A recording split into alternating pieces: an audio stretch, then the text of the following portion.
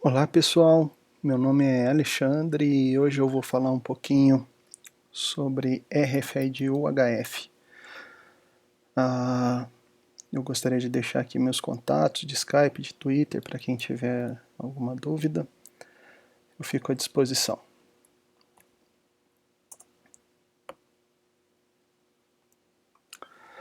Bom, por que a gente vai falar de UHF? Por que eu estou dizendo especificamente RFID UHF? RFID significa identificação por radiofrequência.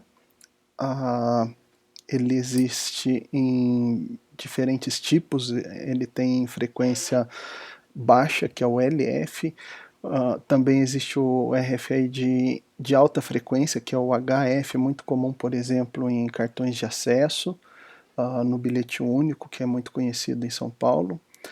E existe também o RFID em frequência ultra elevada, que seria o UHF. O UHF é a tecnologia RFID escolhida, por exemplo, para a versão mais recente, agora em 2016, do Sem Parar, que é um sistema de pedágios aqui do Brasil, também é utilizado muito em logística, em aplicações hospitalares, em corridas de rua para identificar atletas. E o RFID UHF, ele trabalha aqui no Brasil na frequência de 902 MHz a 907 e de 915 a 928. Tá, isso é o RFID UHF do Brasil. No mundo, a faixa de frequência disponível para o RFID UHF, no que eles chamam de geração 2, o Gen 2, é de 860 MHz a 960 MHz. A maioria dos países utiliza uma faixa de frequência de 900 a 915. Agora, se a gente pegar todo um espectro de UHF em geral, a gente vai encontrar identificado como UHF desde 300 MHz até 3 GHz, tá? Então, a gente, no RFID UHF, a gente utiliza uma faixa para o Gen 2 bem mais restrita, tá? Aqui no Brasil existe um gap, então lembrando de novo, no Brasil a gente trabalha de 902 a 907 e de 915 a 928. Essa faixa do meio aí entre 907 e 915 não é utilizada para RFID UHF. Bom, o que a gente tem quando a gente fala de RFID? A gente tem tags que contêm obrigatoriamente um chip, um circuito integrado.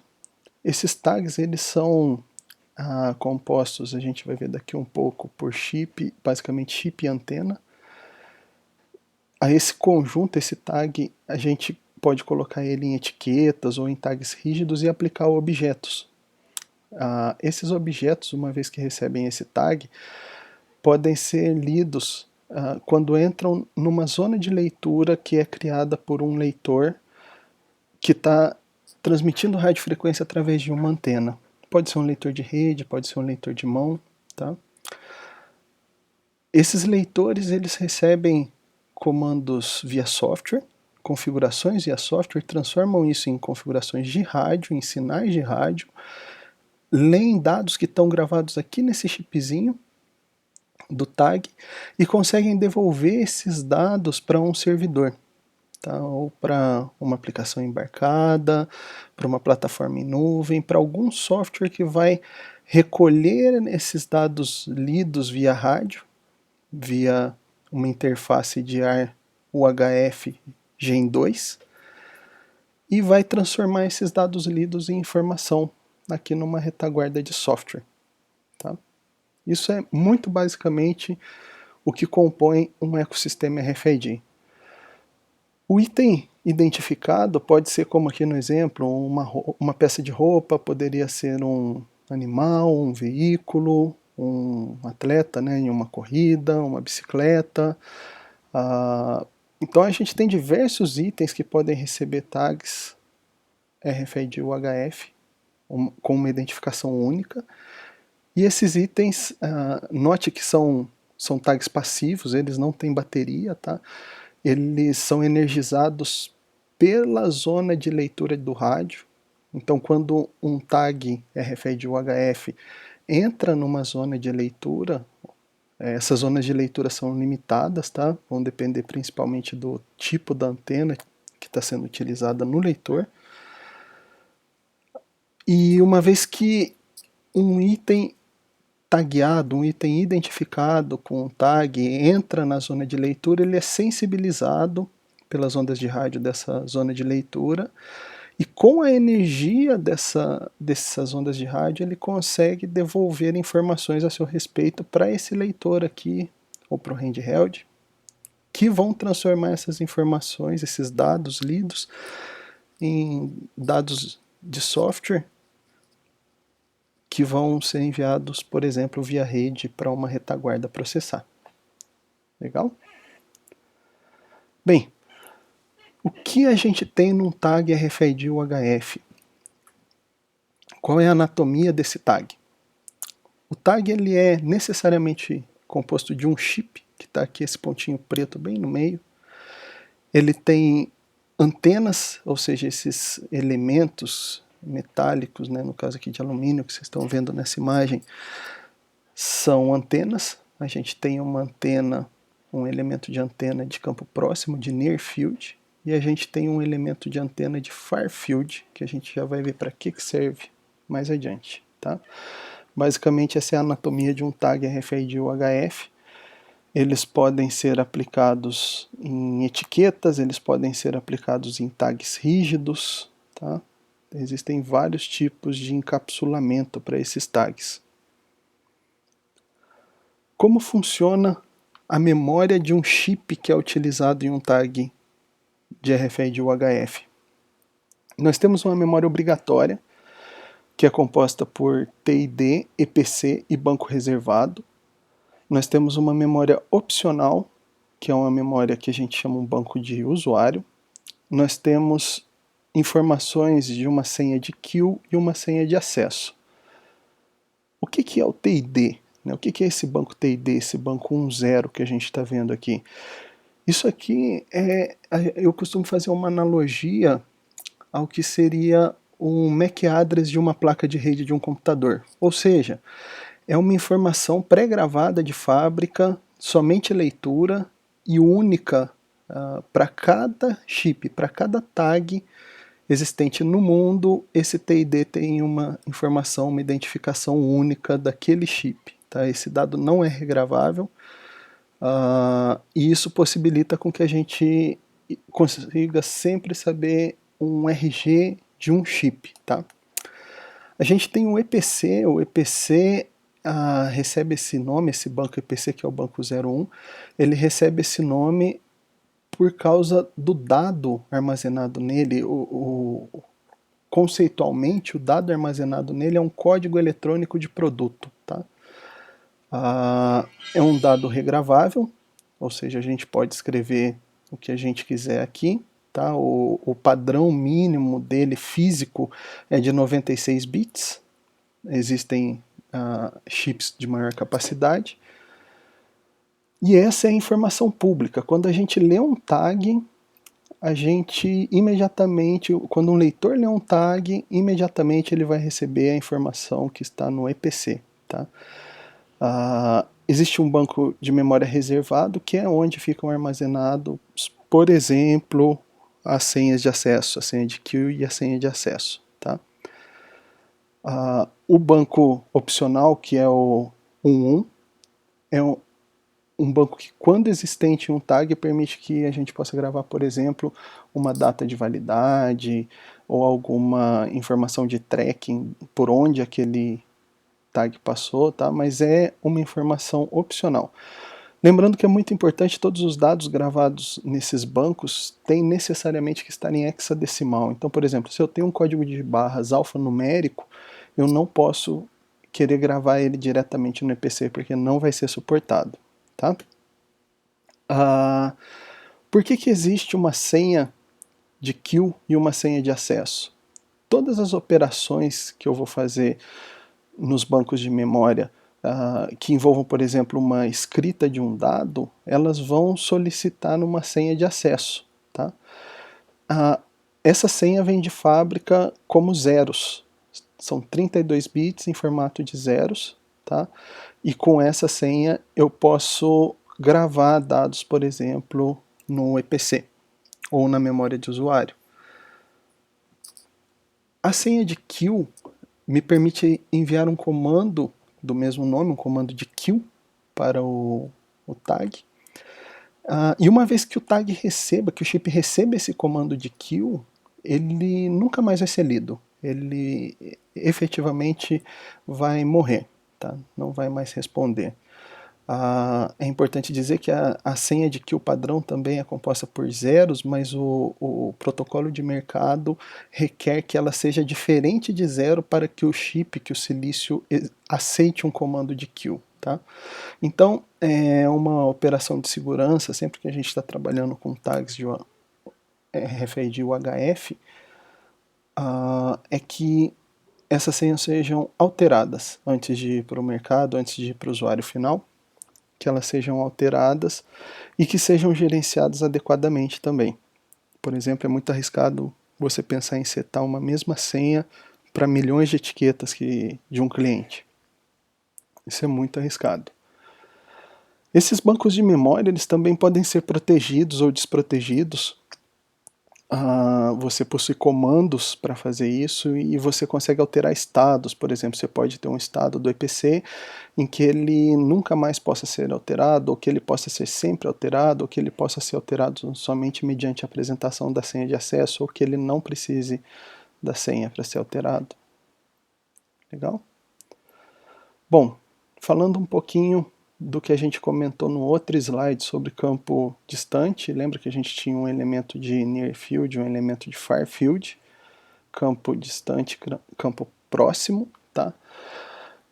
Esses campos eles estão relacionados à antena, ao design da antena, ao desenho da antena, tanto a antena do tag quanto a antena que é conectada no leitor, tá? Basicamente o campo distante de UHF ele trabalha com ondas eletromagnéticas, ele tem longo alcance, ele tem uma faixa ideal de leitura maior que 30 centímetros de distância entre o tag e a antena. E ele é bem atenuado por dielétricos que basicamente seriam metais e líquidos. Tá? O campo próximo UHF ele tem um comportamento magnético. Tá? Ele é basicamente um acoplamento magnético, tá? Muito superficialmente falando. Ele tem um alcance bem mais curto e a faixa ideal de leitura dele é menor que 30 centímetros. Por consequência, ele é menos afetado por dielétricos. E o que é importante a gente saber da diferença entre esses campos é que o que precisa ser mudado num sistema de RFID é somente a antena, tá? Então, uma vez que você precisa fazer uma operação de campo próximo, o que você precisa, por exemplo, é mudar a antena do seu leitor. Quando você precisa fazer uma operação de campo distante, o que você precisa é mudar a antena do seu leitor. Tags de campo distante normalmente também tem um elemento de campo próximo, tá? Já tags de campo próximo não necessariamente tem o elemento de campo distante. Para algumas aplicações muito específicas, às vezes o projeto requer o uso de tags somente com o elemento de campo próximo, tá? Mas em geral os tags possuem os dois elementos, tanto campo próximo quanto campo distante, tá? E qual é a diferença de uso, né? Por que, por exemplo, não usar só campo distante? Por exemplo, quando você tiver situações em que você precisa ler de elétricos, quando você precisar taguear produtos que contêm líquidos, que contêm metal, o resultado com o campo próximo pode ser muito mais interessante. E dependendo da situação, pode ser que você necessite somente do campo próximo, como é a ilustração desse desenho aqui de baixo, onde as antenas tanto do leitor quanto do tag são somente de campo próximo. Legal? Bom, falando ainda em relação às antenas dos leitores, elas possuem o que a gente chama de polarização. O que significa isso? A forma como ela irradia o sinal pode ser linear ou circular. Como apresentado nos desenhos aqui do lado, a polarização linear ela vai trabalhar somente, por exemplo, na horizontal ou na vertical. Imagina que ela gerasse uma onda quase que em um zigue-zague linear, ou horizontal ou vertical. A sombra que a gente vê em roxinho aqui embaixo, então, é a zona de leitura, como ela tem que encontrar um tag para que que esse tag seja lido. As consequências do uso de uma antena linear é que a gente precisa garantir que os tags estejam sempre aplicados numa direção em que eles serão lidos por essa antena, e que a gente vai conseguir ler esses tags a uma distância muito grande. Tá? Um exemplo de uso de antenas lineares é o caso de uso de pedágios de cobrança automática, tá? Identificação veicular em geral. Porém, se os tags forem aplicados na posição incorreta, quando a gente tem uma antena linear, a gente pode perder leitura. No caso da polarização circular, ela irradia como se fosse uma espiral, e a sombra que ela projeta, de novo aqui no roxinho, é uma sombra circular. Ou seja, independente do posicionamento do tag, a gente vai conseguir ler esse tag. Só que a contrapartida da polarização circular, apesar dela ser menos sensível à orientação, é que vai ter mais dispersão de potência, então ela não, na prática ela não vai ler tão distante quanto uma linear, tá? A maior parte dos casos de uso em logística, em identificação de objetos, muitas vezes identificação de pessoas, trabalha com polarização circular. É a mais comum, mas a linear também é usada, também é muito importante, e em algumas situações, quando a gente tem principalmente o controle do posicionamento da aplicação do tag, pode ser muito vantajoso utilizar uma antena de polarização linear. O que são modos de busca? Esse é um outro conceito importante quando a gente fala de introdução ao RFID UHF. Quando um tag entra na zona de leitura, ele tem seu estado mudado de A para B, ou seja, de desenergizado para energizado. Legal? Então a gente tem um tag que é passivo, que não tem bateria, que está sem energia nenhuma. Quando ele entra na zona de leitura, no ambiente onde tem ondas de RFID, ondas de RF, né, na nossa frequência, no nosso protocolo do Gen 2, ele vai passar do estado A para o B, ou seja, vai ser energizado. Tá? O que é esse modo de busca? O modo de busca é qual a orientação que o leitor, o rádio, está passando para esse tag, para que ele devolva uma resposta, para que ele volte a responder para o leitor. Tá? O leitor, basicamente, ele tem dois modos de busca, tá? Que é o que a gente chama de dual target ou single target. Dual target, ele vai energizar e vai perder essa energia bem rapidinho, voltando para A, e ele vai estar respondendo o tempo todo para o leitor.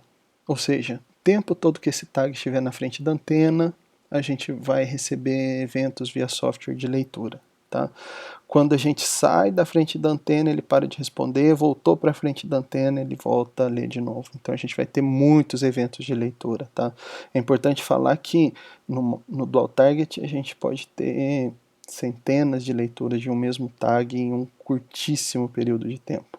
E tudo isso sendo traduzido em eventos de software que podem estar trafegando em rede, podem estar chegando a um banco de dados, então é importante tomar bastante cuidado se você não está gerando dados excessivos trabalhando em dual target. Às vezes o caso de uso requer que a gente trabalhe em dual target, tá?